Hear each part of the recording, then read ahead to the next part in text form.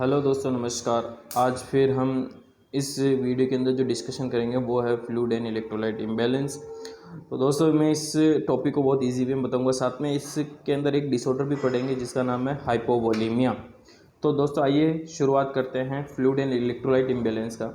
तो अगर हम देखें तो आपकी बॉडी का टोटल वेट का 60% आपका क्या है, केवल फ्लूइड ही प्रेजेंट है। अगर मैं बात करूं, अगर एडल्ट में 60% है और ये इन्फेंट में होता है तो 80% हो जाता है। जैसे कि एग्जांपल बताएं, कोई 70 किलो का पर्सन है, अगर उसका 60% निकाले तो आप ये अनुमानित कीजिए 42 लीटर उस आदमी में क्या घूम रहा है, पर्सन में केवल फ्लूइड ही घूम रहा है।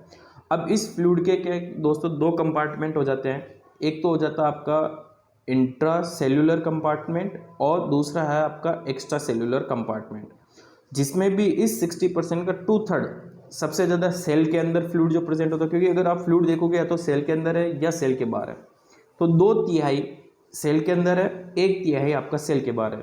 तो जो मैंने 70 किलो पर्सन का एक एग्जांपल दिया था कि भी 42 लीटर टोटल बॉडी फ्लूइड है, तो उस 42 लीटर में भी अगर 2/3 निकाले तो 28 लीटर आपका क्या है, इंट्रा सेलुलर है, 14 लीटर आपका क्या एक्स्ट्रा सेलुलर है। अब इस एक्स्ट्रा सेलुलर के 3 और जगह देखने को मिलती है कि भाई एक्स्ट्रा सेलुलर किस किस जगह मिलता है। फर्स्ट हम देखते हैं तो इंटरटिशियल्स है, मतलब सेल के बीच में। सेल के अंदर तो क्या हो गया, इंट्रा सेलुलर हो गया। सेल के जो बीच में जो फ्लूइड प्रेजेंट होता है वो इंटरटिशियल्स फ्लूइड होता है, जो कि 8 to 9 लीटर के आसपास होता है। मतलब 14 लीटर में से भी सबसे ज़्यादा इंटरटिशियल्स होता है, ठीक है ना। दूसरा होता है आपका इंट्रावस्कुलर फ्लूइड, जो कि ब्लड प्लाज्मा होता है, जो कि 3.75 लीटर के आसपास होता है। मतलब 14 लीटर में से भी अगर आपका 8 से 9 लीटर इसमें इंटरटिशियल्स में, इंट्रावस्कुलर 3.75 होता है। तो यहाँ पे कंफ्यूज मत हो जाना कि भी ब्लड हम पढ़ते आ रहे हैं कि 4 से 5 लीटर होता है, तो ये एक ब्लड प्लाज्मा है। बाकी जो आरबीसी डब्ल्यूबीसी जो सेल्स के हैं वो आपके किसके अंदर डिवीजन हो गया, इंट्रा सेल्यूलर के अंदर डिवीजन हो गया, ठीक है ना दोस्तों। तो ये आपका 2/3 इंट्रा सेलुलर, 1/3 एक्स्ट्रा सेलुलर, इंटरटिशियल्स आपका 7 to 8 to 9 बोल सकते हो, और इंट्रावस्कुलर आपका हो जाता है 3.75। और थर्ड जो होता है आपका इसमें वो होता है, थर्ड इसके अंदर फ्लूइड जो होता है आपके, वो होता है थर्ड स्पेस फ्लूइड होता है, जिसमें pericardial fluid, pleural fluid, synovial fluid हो सकता है। मतलब पेरिकार्डियल इन हार्ट के बीच में fluid, pleural fluid, synovial fluid, CSF, perilymph और एंडोलिम्फ जो ईयर के बीच में होता है। ये आपका बॉडी का फ्लूइड का टोटल बॉडी फ्लूइड मैंने कंपार्टमेंट में डिवाइड कर दिया। फ्लूइड का मतलब एक एडल्ट में 60%, 70 केजी को अगर एग्जांपल लें तो 60% आपका क्या है कि 42 लीटर तो फ्लूइड प्रेजेंट है, उसमें भी 28 लीटर इंट्रासेलुलर है, 1/3 एक्स्ट्रा सेलुलर है, 14 लीटर भी डिवीजन है सेल के बीच में, ब्लड प्लाज्मा में, और थर्ड स्पेस में। थर्ड स्पेस में बहुत 1-2 लीटर, मतलब बहुत कम होता है फ्लूइड।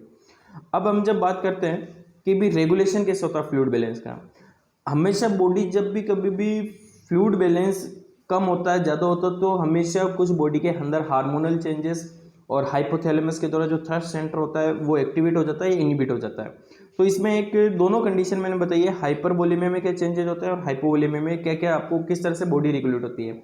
क्योंकि बॉडी हमेशा हमेशा फर्स्ट प्राइमरी क्या करती है, कंपेंसेट करनी करती है, क्योंकि body various type of mechanism hormone क्या करती है, इसको रेगुलेट करती है। अगर हम हाइपरवोलेमिया की बात करते हैं, हाइपोवोलेमिया में तो क्या होता है कि हाइपरवोलेमिया यानी access fluid volume, because hyper यानी एक्सेस, वॉल्यूम यानी फ्लूइड, और हाइपोवोलेमिया यानी डिक्रीज फ्लूइड वॉल्यूम। अब इसमें अगर आप देखेंगे तो एक्सेस फ्लूइड वॉल्यूम में कि भी क्या इनिबिट होता है, मतलब अगर एक्सेस बॉडी के अंदर एक्सेस फ्लूइड वॉल्यूम एक्सेस हो गया तो क्या इनिबिट होएगा, और डिक्रीज फ्लूइड वॉल्यूम हो गया तो क्या स्टिमुलेट होगा। तो इसमें 3 चीज़ें इनिबिट होगी दोनों के अंदर, और इसमें स्टिमुलेट होगी। इनिबिट एक्सेस फ्लूइड में एंटीडायरेटिक हार्मोन, एल्डोस्टेरोन और थ्रस्ट, ये तीनों चीज़ें इनिबिट हो जाएगी। क्योंकि जो एडीएच होता है वो क्या करता है कि फ्लूइड रिटेंशन का काम करता है। अब जब इसको इनिबिट कर दोगे तो आपका क्या होगा, फ्लूइड रिटेंशन नहीं होगा और वो एज ए डायरेटिक्स फ्लूइड को मूव करेगा, ताकि जो बॉडी में फ्लूइड बढ़ गया वो ऑटोमेटिकली कम हो जाएगा। एल्डोस्टेरोन जो कि रेनिन एंजियोटेंसिन सिस्टम को एक्टिवेट करता है, इसको मैं वीडियो अलग से बना दूंगा। ये क्या करता है कि आपके सोडियम एंड वाटर को डिप्रेशन को मतलब रीअब्जॉर्प्शन का काम करता है। अब आपको सोडियम भी एब्जॉर्ब नहीं करना है, वाटर एब्जॉर्ब करना है, तो इसको इनिबिट कर दो, एल्डोस्टेरोन रिलीज नहीं होगा तो रेनिन एक्टिवेट नहीं होगा, रेनिन एक्टिवेट नहीं होगा तो आपको रेनिन एंजियोटेंसिन सिस्टम एक्टिवेट नहीं होगा। और थ्रस्ट सेंटर जो हाइपोथैलेमस होता है उसको भी क्या कर देती है, इनिबिट कर देगी, क्योंकि अगर आपको प्यास नहीं लगेगी तो आप ड्रिंक नहीं कर पाएंगे, तो ये इनिबिट होगी। और इसमें डिक्रीज फ्लूइड वॉल्यूम में ये स्टिमुलेट होगी, क्योंकि जस्ट इसके अपोजिट, अगर आपको फ्लूइड वॉल्यूम डिक्रीज हो रहा है तो आपको बॉडी को फ्लूइड वॉल्यूम बढ़ाना है, तो एडीएच को स्टिमुलेट करो ताकि और वाटर रिएब्जॉर्प्शन करेगा, एल्डोस्टेरोन को करो तो सोडियम वाटर रिएब्जॉर्प्शन होगा, थ्रस्ट स्टिमुलेट करो तो आपको ऑटोमेटिकली आप ड्रिंकिंग करेंगे तो ऑटोमेटिकली आपका सब चीज़ें बैलेंस हो जाएगी। एडीएच एल्डोस्टेरोन और जब इनिबिट हो जाएंगे तो क्या होता है, यूरिनेशन डाइल्यूशन यूरिन बढ़ जाएगा, मतलब प्योर वाटर निकलेगा ताकि फ्लूइड वॉल्यूम कम हो जाएगा। और जब फ्लूइड वॉल्यूम डिक्रीज हो जाएगा तब क्या होगा कि जो एडीएच और एल्डोस्टेरोन है ये क्या करेंगे दोस्तों, डिक्रीज यूरिनरी ऑफ कंसंट्रेशन, मतलब यूरिन की कंसंट्रेशन कम कर देंगे और साथ में डिक्रीज जो फ्लूइड वॉल्यूम वो मतलब जो फ्लूइड है वाटर है जो यूरिन में से वो उसको वापस रीएब्जॉर्प्शन हो जाएगा। कंसंट्रेशन सोडियम जो आयन इलेक्ट्रोलाइट्स होती है वो भी क्या हो जाती है इसके अंदर आपके निकलना बंद हो जाती है, क्योंकि जब भी सोडियम अगर किडनी से वापस पीसीटी में रीएब्जॉर्ब ब्लड में रीएब्जॉर्ब होगा तो वो साथ साथ में वाटर को भी क्या करता है, रीएब्जॉर्ब करता है, क्योंकि जहाँ आयन होता है वहाँ वाटर का मूवमेंट होता है।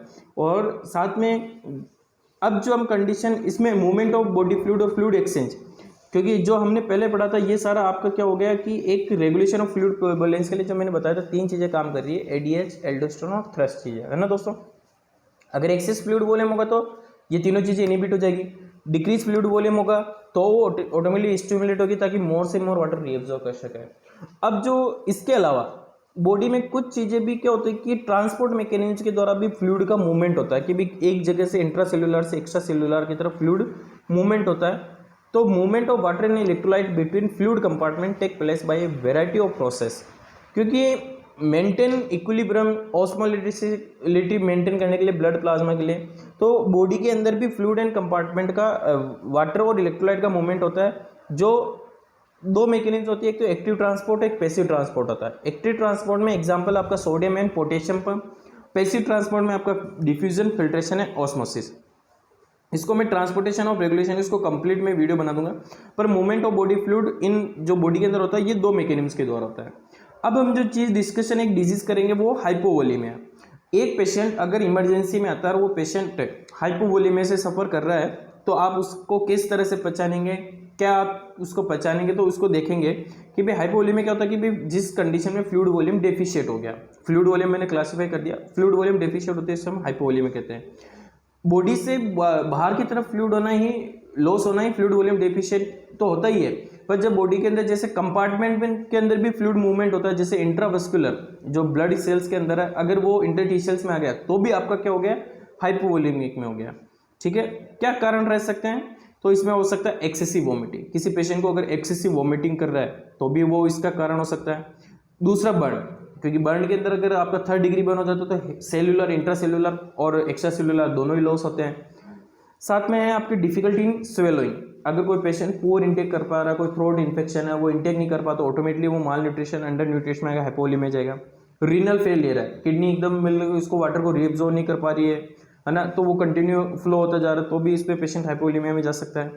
एक्सीडेंटल केस हो सकता है, कोई हैवी इंजरी हो गई हो, ब्लड लॉस ज़्यादा हो गया है साइड से, तो वहाँ हो सकता है। 6 कंडीशन है जीआई सक्शनिंग, गैस्ट्रोइंटेस्टाइनल सक्शनिंग, क्योंकि कई बार क्या होता है कि जब लावाज और गवाज प्रोसीजर होते हैं तो वो उसमें अगर जीआई सक्शनिंग अगर आप कुछ ज़्यादा ही कर लेते हैं तो वो पेशेंट का जो भी न्यूट्रिएंट्स होता है उसको, नॉर्मल न्यूट्रिएंट्स को भी अगर आप सक्शन करने के द्वारा भी पेशेंट हाइपोवोलीमिया में जा सकता है। डायरिया कॉज कर सकता है, क्योंकि आप यकीन नहीं करेंगे कि पेशेंट, मैंने जब ड्यूटी करता था एक पेशेंट डायरिया से भी डेथ हो जाता, क्योंकि उसकी हिस्ट्री ये थी कि वो पेशेंट 7 दिन से वो डायरिया से सफ़र कर रहा था, पर उसमें घर वालों ने ध्यान नहीं दिया तो वो पेशेंट डायरिया से भी डेथ हो सकता है, क्योंकि उसकी फ्रीक्वेंसी बढ़ गई तो वाटर और इलेक्ट्रोलाइट हैवी अमाउंट में लॉस हो गया। और साथ में हेमरेज कंडीशन 2 तरह से हो सकती है, इंटरनल हेमरेज भी हो सकता है, एक्सटर्नल हेमरेज भी हो सकता है। तो आप भी देखेंगे जो हमेशा एमसी में भी क्वेश्चन पूछा जाता है कि भाई वॉमिटिंग के साथ ब्लड आने को क्या कहते हैं, स्टूल के साथ ब्लड आने को क्या कहते हैं और कफिंग के साथ ब्लड आने को क्या कहते हैं। आप इसमें कमेंट बॉक्स में आंसर लिख के बताएंगे कि एक तो वॉमिटिंग के साथ ब्लड, कफिंग के साथ ब्लड और स्टूल के साथ ब्लड, ठीक है ना। फिर उसके बाद हम बात करते हैं जो क्लिनिकल मैनिफेस्टेशन। अब उस पेशेंट जो आपके पास आ गया इन किसी कारणों से, तो आप पेशेंट को पहचानेंगे कैसे, तो फर्स्ट है आपकी poor skin turgor. Skin turgor आप कैसे देखते हैं कि स्किन की जो आपकी अंडर आर्म, ये जो हथेली होती है, हथेली के ऊपर जो पाम, अपोजिट पाम होता है, ठीक है ना, या फिर फोर आर्म जो होती है, आप इस स्किन को आप एक बार होल्ड करके जैसे आप इसे रिमूव, मतलब आप छोड़ेंगे तो अगर स्किन वापस नॉर्मल कंडीशन में आ गई, मतलब आपकी स्किन की नॉर्मल टर्बिडिटी है, मतलब उसकी इलास्टिसिटी मेंटेन है। पर जब कोई पेशेंट डिहाइड्रेशन से सफ़र करता है तो जैसे आप उसको क्या करते हैं कि पेशेंट की स्किन को आप पकड़ते हैं और वापस इसको छोड़ते हैं तो वो नॉर्मल कंडीशन आने में टाइम लेता है, क्योंकि उस पर रिंकल बने रह जाते हैं। इसका मतलब स्किन बहुत डिहाइड्रेशन में है। सेकेंड है ड्राई स्किन, क्योंकि उसका मॉइस्चराइजेशन खत्म हो जाता है। ड्राई माउथ, बिल्कुल सही बात है, ड्राई माउथ रहेगा। ब्लड प्रेशर लो हो जाता है, क्योंकि अगर वॉल्यूम ही नहीं रहेगा तो कार्डियक पे जोर पड़ेगा और ऑटोमेटिकली कार्डियक आउटपुट कम होगा तो ब्लड प्रेशर कम होगा। हेडेक रहेगा, क्योंकि जो न्यूट्रिएंट्स और ग्लूकोज जो प्लाज्मा के द्वारा ब्लड के द्वारा आपके ब्रेन तक जाते हैं, तो वो ग्लूकोज अगर नहीं मिल पाता तो पेशेंट को हेडेक बनाने की रहता है। वीकनेस, आपको पता है कि वीकनेस रहेगी, अगर कोई पेशेंट डायरिया है तो उसको वीकनेस रहेगी। म्यूकस मेम्ब्रेन पेल रह सकती है, क्योंकि अगर ब्लड प्रॉपर तरीके से पेरिफेरल में नहीं पूछेगा तो होता क्या है कि जब कार्डियक आउटपुट कम हो जाएगा तो पेरिफेरल सर्कुलेशन भी कम हो जाएगा, तो उसमें जो पेशेंट का ब्लड है वो वहाँ तक पूरा नहीं पहुँच पाता, तो म्यूकस मेम्ब्रेन पेल हो सकती है। ऑब्वियसली आप ये ओरल म्यूकोसा के अंदर देख सकते हैं, कंजक्टिवा में देख सकते हैं, आई के अंदर ये पेल म्यूकस मेम्ब्रेन रहती है। ओलिगोयूरिया रह सकता है, इसमें थोड़ी सी स्पेलिंग मिस्टेक, ओलिगोयूरिया नहीं, डिक्रीज यूरिन आउटपुट है ना, बिल्कुल, क्योंकि अगर देखो बॉडी के अंदर ही वॉल्यूम नहीं रहा तो किडनी उससे आउटपुट क्या निकल पाएगी, क्योंकि रीनल परफ्यूजन पूरा नहीं होगा।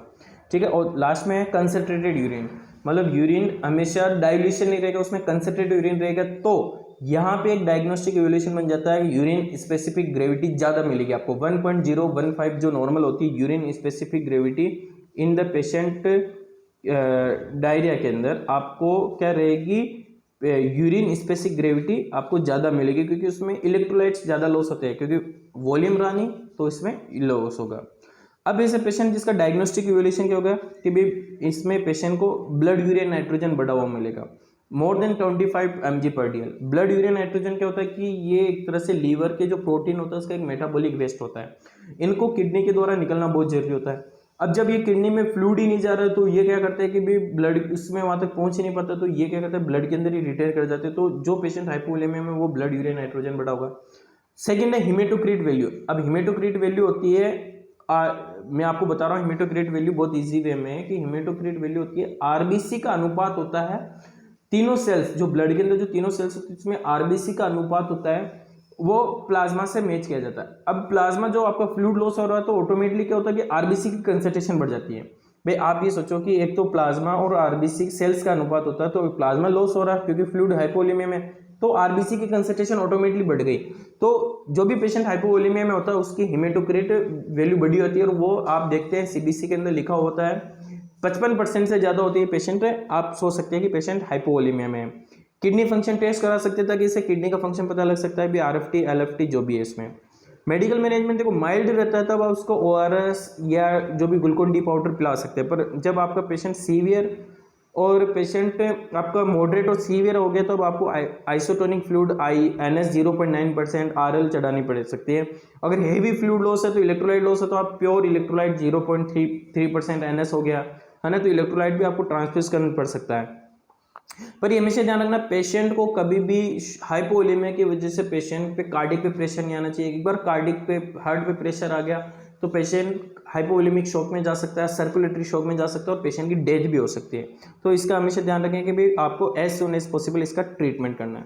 तो थैंक यू दोस्तों, अगर आपको ये वीडियो पसंद आई है तो इस चैनल को सब्सक्राइब कीजिए और वीडियो को आप लाइक कीजिए। अगर आपको कुछ भी इसमें समझ में नहीं आए तो आप कमेंट में अपना क्वायरी क्वेश्चन ड्रॉप कर सकते हैं, मैं इसे सोल्व करने की कोशिश करूँगा।